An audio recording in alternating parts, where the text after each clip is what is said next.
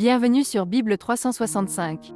Nous sommes contents que vous soyez avec nous aujourd'hui, pour écouter la lecture du livre de 1 Roi chapitre 20, 21 et 22. Si vous êtes nouveau, s'il vous plaît abonnez-vous à la chaîne, aimez et partagez-la pour encourager quelqu'un d'autre à écouter la Bible cette année. Bonne écoute. 1 Roi, chapitre 20. Ben-Hadad, roi de Syrie, rassembla toute son armée. Il avait avec lui 32 rois, des chevaux et des chars. Il monta, mit le siège devant Samarie et l'attaqua. Il envoya dans la ville des messagers à Akab, roi d'Israël, et lui fit dire : « Ainsi parle Ben-Hadad, ton argent et ton or sont à moi, tes femmes et tes plus beaux enfants sont à moi. » Le roi d'Israël répondit : « Roi, mon seigneur, comme tu le dis, je suis à toi avec tout ce que j'ai. » Les messagers retournèrent et dirent : « Ainsi parle Ben-Hadad, je t'ai fait dire, tu me livreras ton argent et ton or, tes femmes et tes enfants. J'enverrai donc demain, à cette heure, mes serviteurs chez toi. Ils fouilleront ta maison et les maisons de tes serviteurs, ils mettront la main sur tout ce que tu as de précieux, et ils l'emporteront. » Le roi d'Israël appela tous les anciens du pays, et il dit : « Sentez bien et comprenez que cet homme nous veut du mal, car il m'a envoyé demander mes femmes et mes enfants, mon argent et mon or, et je ne lui avais pas refusé. » Tous les anciens et tout le peuple dirent à Akab : « Ne l'écoute pas et ne consens pas. » Et il dit aux messagers de Ben-Hadad : « Dites à mon seigneur le roi, je ferai tout ce que tu as envoyé demander à ton serviteur la première fois. Mais pour cette chose, je ne puis pas la faire. » Les messagers s'en allèrent et lui portèrent la réponse. Ben-Hadad envoya dire à Akab : « Que les dieux me traitent dans toute leur rigueur, si la poussière de Samarie suffit pour remplir le creux de la main de tout le peuple qui me suit. » Et le roi d'Israël répondit : « Que celui qui revêt une armure ne se glorifie pas comme celui qui la dépose. » Lorsque Ben-Hadad reçut cette réponse, il était à boire avec les rois sous les tentes, et il dit à ses serviteurs : « Faites vos préparatifs. » Et ils firent leurs préparatifs contre la ville. Mais voici, un prophète s'approcha d'Akab, roi d'Israël, et il dit : « Ainsi parle l'Éternel. Vois-tu toute cette grande multitude ? Je vais la livrer aujourd'hui entre tes mains, et tu sauras que je suis l'Éternel. » Akab dit : « Par qui ? » Et il répondit : « Ainsi parle l'Éternel, par les serviteurs des chefs des provinces. » Akab dit : « Qui engagera le combat ? » Et il répondit : « Toi. » Alors Akab passa en revue les serviteurs des chefs des provinces, et il s'en trouva 232. Et après eux, il passa en revue tout le peuple, tous les enfants d'Israël, et ils étaient 7000. Ils firent une sortie à midi. Ben-Hadad buvait et s'enivrait sous les tentes avec les 32 rois, ses auxiliaires. Les serviteurs des chefs des provinces sortirent les premiers. Ben-Hadad s'informa, et on lui fit ce rapport : « Des hommes sont sortis de Samarie. » Il dit : « S'ils sortent pour la paix, saisissez-les vivants. Et s'ils sortent pour le combat, saisissez-les vivants. » Lorsque les serviteurs des chefs des provinces et l'armée qui les suivait furent sortis de la ville, chacun frappa son homme, et les Syriens prirent la fuite. Israël les poursuivit. Ben-Hadad, roi de Syrie, se sauva sur un cheval avec des cavaliers. Le roi d'Israël sortit, frappa les chevaux et les chars, et fit éprouver aux Syriens une grande défaite.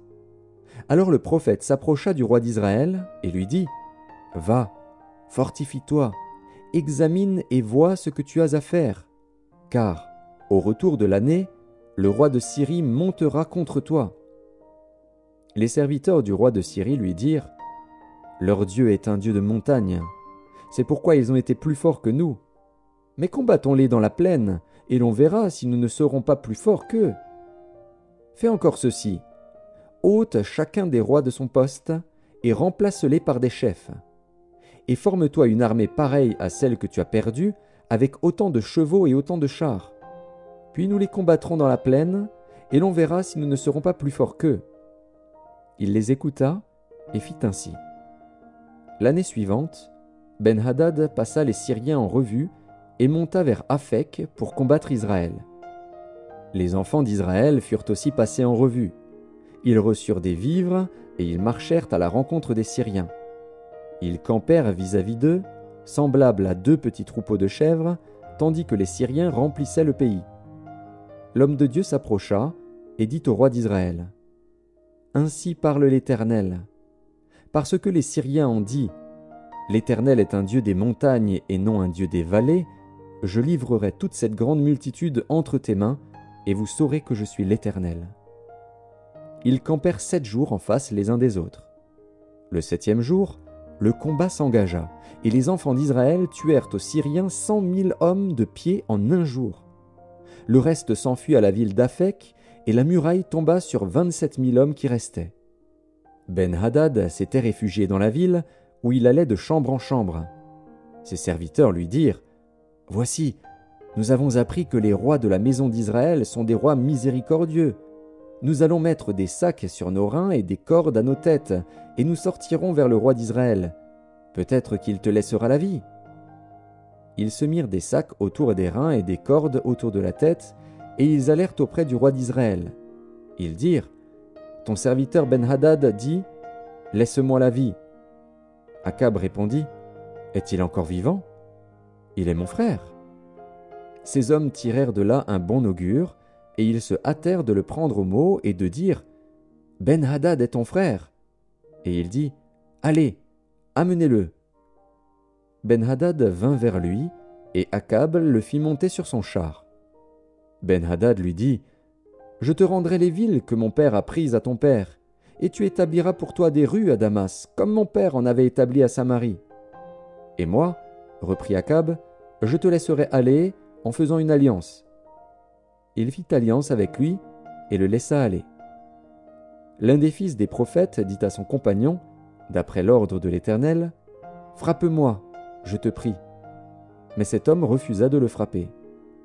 Alors il lui dit : « Parce que tu n'as pas obéi à la voix de l'Éternel, voici, quand tu m'auras quitté, le lion te frappera. » Et quand il l'eut quitté, le lion le rencontra et le frappa. Il trouva un autre homme, et il dit : « Frappe-moi, je te prie. » Cet homme le frappa et le blessa. Le prophète alla se placer sur le chemin du roi, et il se déguisa avec un bandeau sur les yeux. Lorsque le roi passa, il cria vers lui et dit : « Ton serviteur était au milieu du combat, et voici, un homme s'approche et m'amène un homme, en disant : Garde cet homme. S'il vient à manquer, ta vie répondra de sa vie, ou tu payeras un talent d'argent. Et pendant que ton serviteur agissait çà et là, l'homme a disparu. Le roi d'Israël lui dit : C'est là ton jugement, tu l'as prononcé toi-même. Aussitôt le prophète ôta le bandeau de dessus ses yeux, et le roi d'Israël le reconnut pour l'un des prophètes. Il dit alors au roi : Ainsi parle l'Éternel. Parce que tu as laissé échapper de tes mains l'homme que j'avais dévoué par interdit, ta vie répondra de sa vie, et ton peuple de son peuple. Le roi d'Israël s'en alla chez lui, triste et irrité, et il arriva à Samarie. 1 Roi, chapitre 21. Après ces choses, voici ce qui arriva. Naboth, de Jizréel, avait une vigne à Jizréel, à côté du palais d'Akab, roi de Samarie. Et Akab parla ainsi à Naboth : « Cède-moi ta vigne, pour que j'en fasse un jardin potager, car elle est tout près de ma maison. Je te donnerai à la place une vigne meilleure, ou, si cela te convient, je te payerai la valeur en argent. » Mais Naboth répondit à Akab : « Que l'Éternel me garde de te donner l'héritage de mes pères. » Akab rentra dans sa maison, triste et irrité, à cause de cette parole que lui avait dite Naboth de Jizréel : « Je ne te donnerai pas l'héritage de mes pères. » Et il se coucha sur son lit, détourna le visage et ne mangea rien. Jézabel, sa femme, vint auprès de lui et lui dit : « Pourquoi as-tu l'esprit triste et ne manges-tu point ?» Il lui répondit : « J'ai parlé à Naboth de Jizréel, et je lui ai dit : Cède-moi ta vigne pour de l'argent, ou si tu veux, je te donnerai une autre vigne à la place. mais il a dit « Je ne te donnerai pas ma vigne ». Alors Jézabel, sa femme, lui dit « Est-ce bien toi maintenant qui exerces la souveraineté sur Israël ? Lève-toi, prends de la nourriture, et que ton cœur se réjouisse. Moi, je te donnerai la vigne de Naboth de Jizréel. » Et elle écrivit au nom d'Akab des lettres qu'elle scella du sceau d'Akab et qu'elle envoya aux anciens et aux magistrats qui habitaient avec Naboth dans sa ville. Voici ce qu'elle écrivit dans ces lettres. « Publiez un jeûne, placez Naboth à la tête du peuple et mettez en face de lui 2 méchants hommes qui déposeront ainsi contre lui. Tu as maudit Dieu et le roi. Puis menez-le dehors, lapidez-le et qu'il meure. » Les gens de la ville de Naboth, les anciens et les magistrats qui habitaient dans la ville, agirent comme Jézabel le leur avait fait dire, d'après ce qui était écrit dans les lettres qu'elle leur avait envoyées. Ils publièrent un jeûne et ils placèrent Naboth à la tête du peuple. Les 2 méchants hommes vinrent se mettre en face de lui, et ces méchants hommes déposèrent ainsi devant le peuple contre Naboth. Naboth a maudit Dieu et le roi. Puis ils le menèrent hors de la ville, ils le lapidèrent, et il mourut. Et ils envoyèrent dire à Jézabel, « Naboth a été lapidé, et il est mort. » Lorsque Jézabel apprit que Naboth avait été lapidé et qu'il était mort, elle dit à Akab, « Lève-toi, prends possession de la vigne de Naboth de Jizréel, qui a refusé de te la céder pour de l'argent, car Naboth n'est plus en vie, il est mort. » Akab, entendant que Naboth était mort, se leva pour descendre à la vigne de Naboth de Jizréel, afin d'en prendre possession. Alors la parole de l'Éternel fut adressée à Élie, le Tishbite, en ces mots. « Lève-toi, descends au-devant d'Akab, roi d'Israël à Samarie. Le voilà dans la vigne de Naboth, où il est descendu pour en prendre possession. Tu lui diras, « Ainsi parle l'Éternel. N'es-tu pas un assassin et un voleur ?» Et tu lui diras, « Ainsi parle l'Éternel. Au lieu même où les chiens ont léché le sang de Naboth, les chiens lécheront aussi ton propre sang. » Akab dit à Élie, « M'as-tu trouvé, mon ennemi ?» Et il répondit, « Je t'ai trouvé, parce que tu t'es vendu pour faire ce qui est mal aux yeux de l'Éternel. Voici, je vais faire venir le malheur sur toi.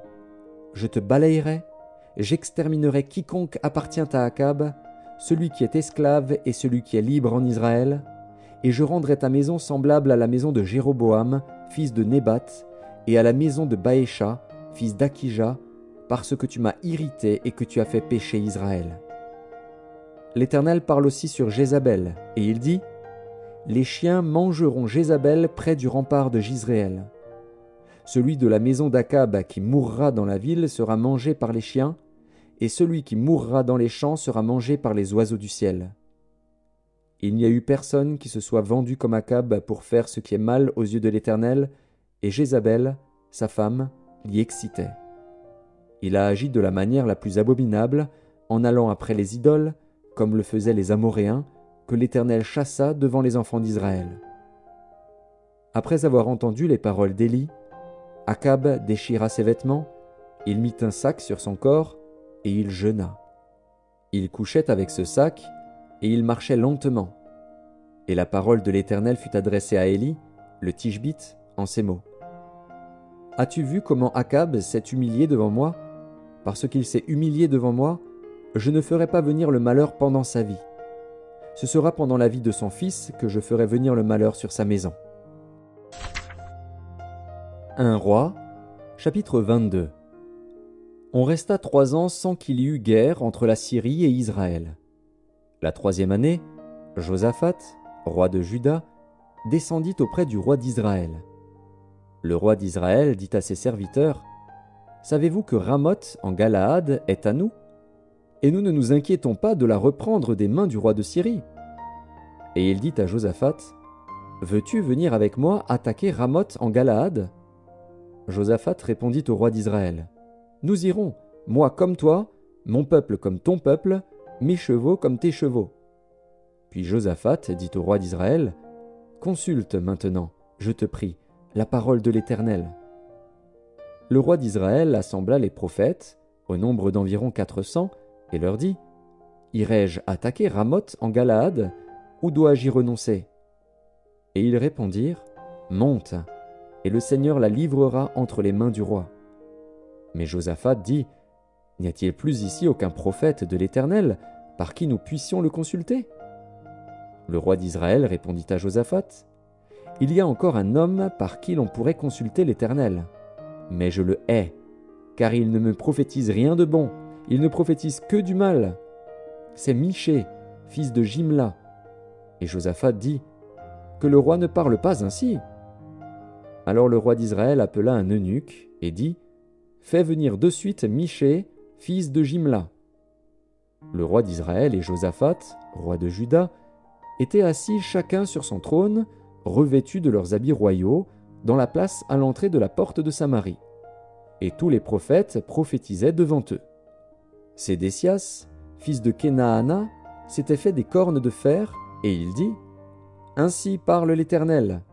Avec ces cornes tu frapperas les Syriens jusqu'à les détruire. » Et tous les prophètes prophétisaient de même, en disant : « Monte à Ramoth en Galaad, tu auras du succès, et l'Éternel la livrera entre les mains du roi. » Le messager qui était allé appeler Michée lui parla ainsi : « Voici, les prophètes, d'un commun accord, prophétisent du bien au roi. Que ta parole soit donc comme la parole de chacun d'eux, annonce du bien. » Michée répondit : « L'Éternel est vivant, j'annoncerai ce que l'Éternel me dira. » Lorsqu'il fut arrivé auprès du roi, le roi lui dit : « Michée, irons-nous attaquer Ramoth en Galaad, ou devons-nous y renoncer ? » Il lui répondit : « Monte, tu auras du succès, et l'Éternel la livrera entre les mains du roi. » Et le roi lui dit : « Combien de fois me faudra-t-il te faire jurer de ne me dire que la vérité au nom de l'Éternel ? » Michée répondit : « Je vois tout Israël dispersé sur les montagnes, comme des brebis qui n'ont point de berger. Et l'Éternel dit : Ces gens n'ont point de maître, que chacun retourne en paix dans sa maison. » Le roi d'Israël dit à Josaphat : « Ne te l'ai-je pas dit ? Il ne prophétise sur moi rien de bon, il ne prophétise que du mal. » Et Michée dit : « Écoute donc la parole de l'Éternel. J'ai vu l'Éternel assis sur son trône, et toute l'armée des cieux se tenant auprès de lui, à sa droite et à sa gauche. Et l'Éternel dit : Qui séduira Akab pour qu'il monte à Ramoth en Galaad et qu'il y périsse ? Ils répondirent l'un d'une manière, l'autre d'une autre. Et un esprit vint se présenter devant l'Éternel et dit : Moi, je le séduirai. L'Éternel lui dit : Comment ? Je sortirai, répondit-il, et je serai un esprit de mensonge dans la bouche de tous ces prophètes. L'Éternel dit : Tu le séduiras, et tu en viendras à bout.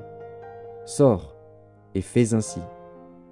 Et maintenant, voici, l'Éternel a mis un esprit de mensonge dans la bouche de tous tes prophètes qui sont là, et l'Éternel a prononcé du mal contre toi. » Alors Sédécias, fils de Kenaana, s'étant approché, frappa Michée sur la joue et dit : « Par où l'esprit de l'Éternel est-il sorti de moi pour te parler ? » Michée répondit : « Tu le verras au jour où tu iras de chambre en chambre pour te cacher. » Le roi d'Israël dit : « Prends Michée et emmène-le vers Amon, chef de la ville, et vers Joas, fils du roi.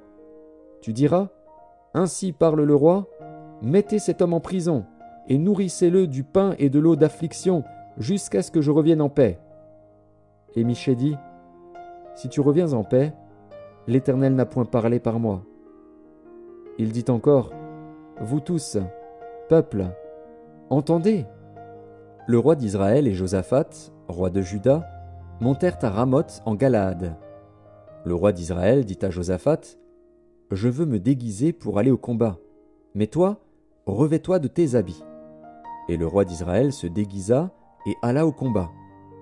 Le roi de Syrie avait donné cet ordre aux 32 chefs de ses chars : « Vous n'attaquerez ni petit ni grand, mais vous attaquerez seulement le roi d'Israël. » Quand les chefs des chars aperçurent Josaphat, ils dirent : « Certainement, c'est le roi d'Israël. » Et ils s'approchèrent de lui pour l'attaquer.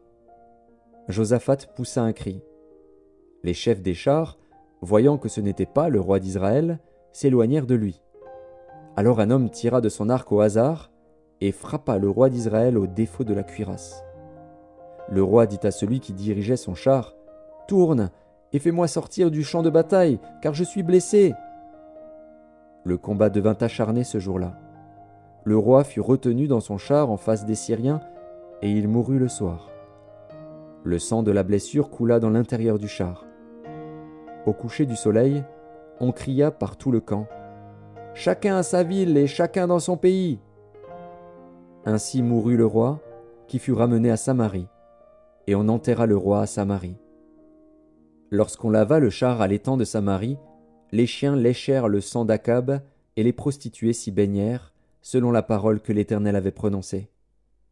Le reste des actions d'Akab, tout ce qu'il a fait, la maison d'ivoire qu'il construisit et toutes les villes qu'il a bâties, cela n'est-il pas écrit dans le livre des chroniques des rois d'Israël? Akab se coucha avec ses pères, et Akazia, son fils, régna à sa place. Josaphat, fils d'Asa, régna sur Juda, la 4e année d'Akab, roi d'Israël. Josaphat avait 35 ans lorsqu'il devint roi, et il régna 25 ans à Jérusalem. Sa mère s'appelait Azuba, fille de Shilchi.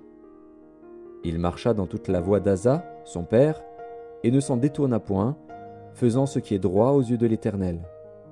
Seulement, les hauts lieux ne disparurent point. Le peuple offrait encore des sacrifices et des parfums sur les hauts lieux. Josaphat fut en paix avec le roi d'Israël.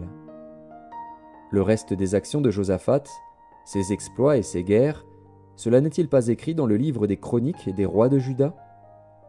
Il ôta du pays le reste des prostituées qui s'y trouvaient encore depuis le temps d'Asa, son père. Il n'y avait point de roi en Édom, c'était un intendant qui gouvernait. Josaphat construisit des navires de Tarsis pour aller à Ophir chercher de l'or, mais il n'y alla point, parce que les navires se brisèrent à Edjon-Géber. Alors Akazia, fils d'Akab, dit à Josaphat, « Veux-tu que mes serviteurs aillent avec les tiens sur des navires ?» Et Josaphat ne voulut pas. Josaphat se coucha avec ses pères, et il fut enterré avec ses pères dans la ville de David, son père. Et Joram, son fils, régna à sa place.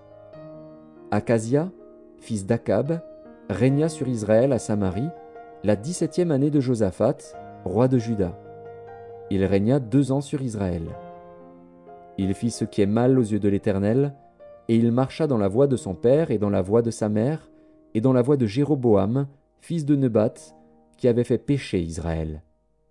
Il servit Baal et se prosterna devant lui, et il irrita l'Éternel, le Dieu d'Israël, comme avait fait son père.